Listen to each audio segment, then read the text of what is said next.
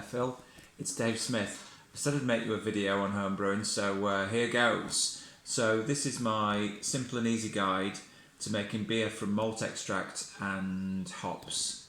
So first up, hygiene. There's two types of cleaner, chemical cleaners, sterilants and degreasers. So degreasers remove oil and fats from dirty utensils and bins. Sterilants actually kill bacteria. So I'm going to give you a look at the sterilant I use. For degreaser I just use ordinary dishwashing liquid that we get in the UK. So this is a picture of the sterilant.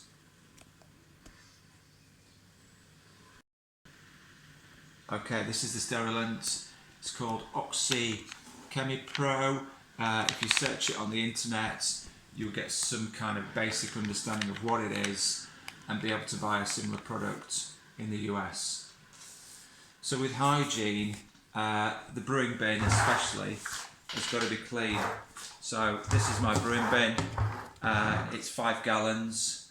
We measure it in litres in the UK, but it goes up to 25 litres, which is over 5 US gallons. Really good lid, easy to fit tight, so that when I'm washing the bin, I can put the lid on, shake it up with a mixture of sterilant and hot water. That works really well to clean it. I can also wipe around the inside with some gloves on. You don't want to get the sterilant on your hands, and the glove can remove any grounding dirt on the inside of the bin. You must make sure there's no visible signs of dirt in the bin at all. In fact, any surface that's going to make contact with beer. Next bit is the ingredients. So I've got a selection here of pelleted hops.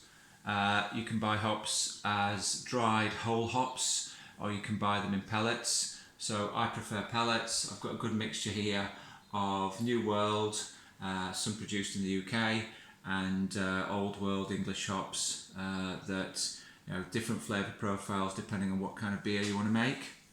Okay, over here I've got the yeast. So the yeast is a simple dry yeast, which is from a company called Safale.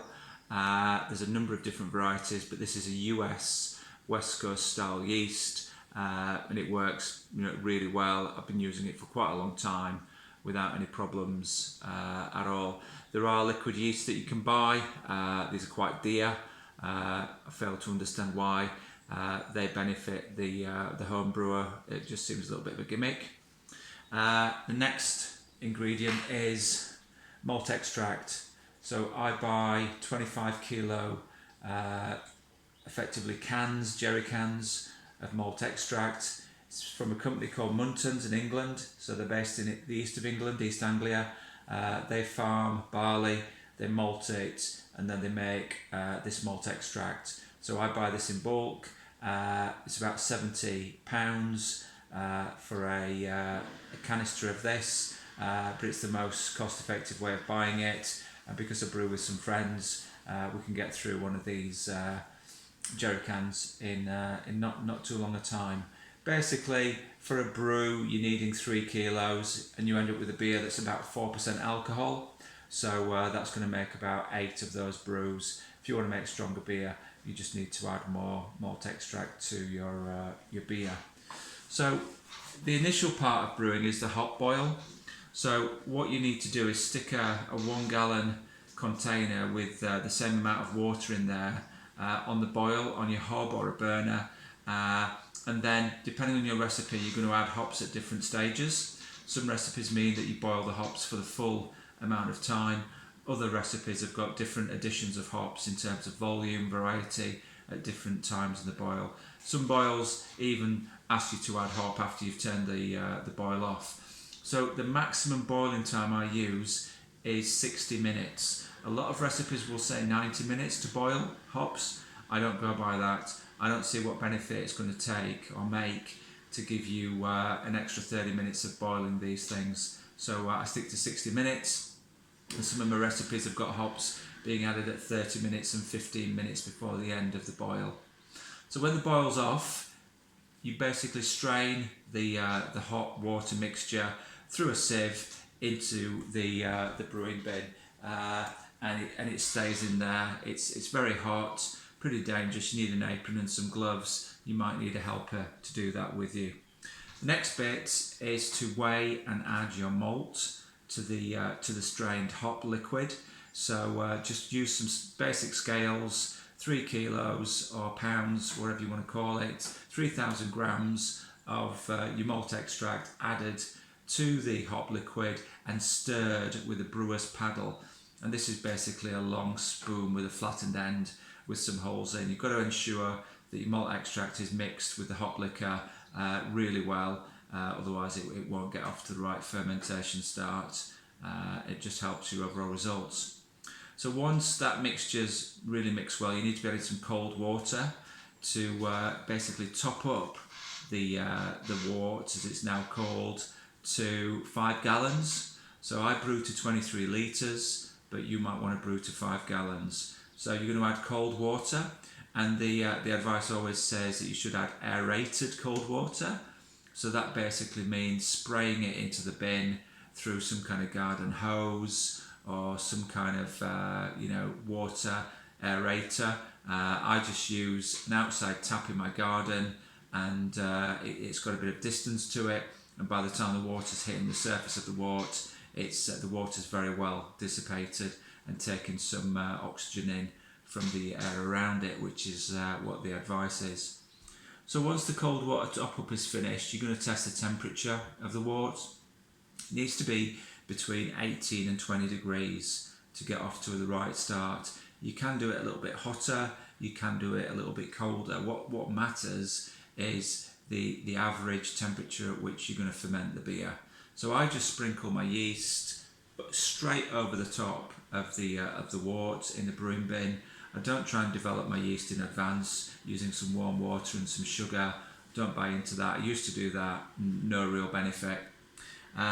So what you're going to do is add your yeast at a temperature between 18 to 20 degrees centigrade to the wort, and then you're going to put the lid on, and then you're going to put it somewhere where you want that beer to ferment, and that needs a temperature around 18 degrees C to ferment. Give it 8 days and it should have completed its fermentation. If you have a particularly safe place to let the beer ferment, you can take the lid off and you'll be able to see the foam forming on top of the beer. Sometimes I skim this off, particularly where some of the hops have got into the beer and not been strained out. These tend to rise to the surface and I skim them off. I don't want them adding different flavours to my beer as my beer ferments. Once it's fermented, this will take around 8 days. Take the beer to a cool place in your house. I use my garage, which is on the north side of my house. It's out of the sun, it's got a concrete floor, and it's generally quite a cool place to keep things compared to the rest of my house. After that cold storage has finished, you now need to siphon the beer either into a pressure keg, which is a large storage device which you can add or inject additional CO2, or you can siphon the beer into glass bottles.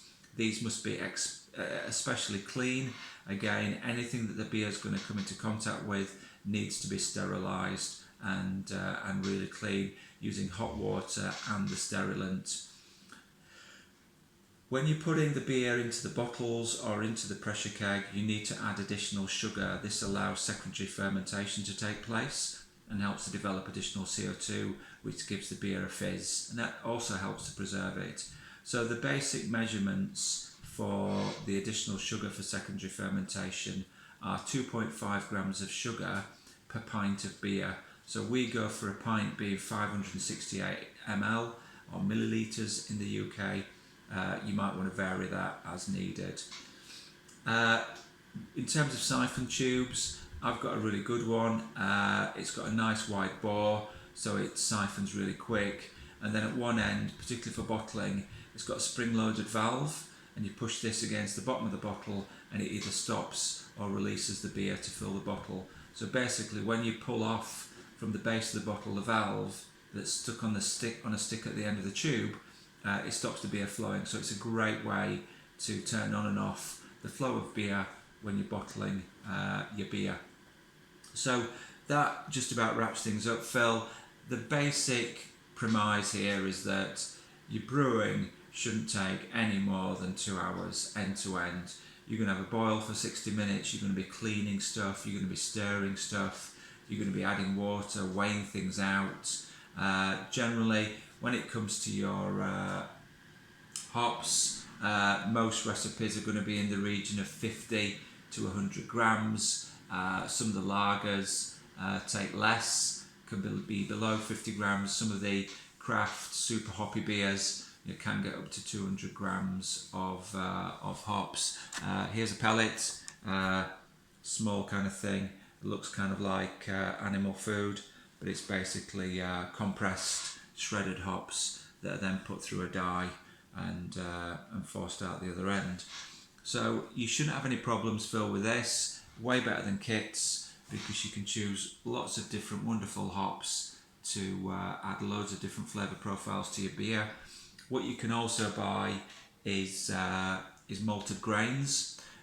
Some people call these like crystal malt, crystal rye malt, chocolate malt, dark malt. There's lots of different malts you can buy to add to this basic malt extract when you're actually developing your beer. Normally you'll prepare the malt in a separate pan on the hob to enable it to develop and add the liquid from that to the main brewing bin. It's a bit like making a thin porridge. You've got to strain the malt through a sieve, and you've got to wash it with warm water to get the rest of the malt goodness off the spent barley. So that's a great way of making things like stouts or darker ales or red ales, things like that. Try and avoid it personally myself. It just increases the brewing time, and it doesn't always have a massive impact on what you're drinking at the end of the day. But the golden rule is use good ingredients and use good sterilisation and cleanliness, and have a beer while you're brewing your beer. It's even more fun. Okay, Phil, all the best. Bye bye.